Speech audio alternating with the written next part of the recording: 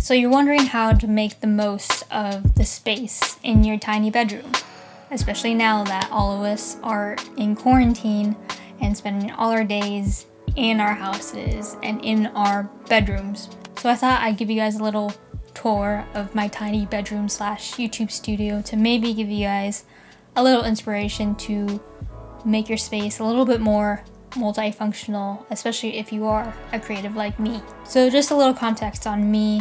I've been fortunate enough to be able to work from home, so I have had to make this space have basically 3 uses. So a place where I sleep / relax, a place where I do my work, my day job, and a place where I create personal content like this. It's been a little challenging since I do have a fairly tiny room. It's probably a 10 by 10 room, and my room in the house is technically not even a bedroom. I don't even have a closet, but that's okay. So yeah, at this moment in time, my room is multifunctional, not just because I want it to be, but because it kind of is out of necessity. But I think it's important to design your room in such a way, or your apartment, or wherever, whatever space you have, not just for function's sake, but for your own well-being. I know that sounds weird. I do believe our physical environment does have an effect on our overall mood and mental health, really, when you think about it. And of course, this is different for all people, but again, as I said, I have had to find a way to make this a space where I can both live and work without things running into each other, and also to keep my room pretty tidy. It's a little bit of a challenge, but I've found a way to make it work. And honestly, I enjoy my space. I am an introvert, so spending hours in my room is not unusual for me. But the fact that I do feel like I can not only get my work done for my job, but also I can create, I can also unwind when I need to. It's just definitely something I haven't taken for granted at this time. So as I mentioned before, being an introvert, quarantine hasn't been as challenging for myself as I know it has been for others. Not saying that it's been all sunshine and rainbows, because it definitely isn't, but it has given me a lot of time to reflect on really just what's important to me and what's not.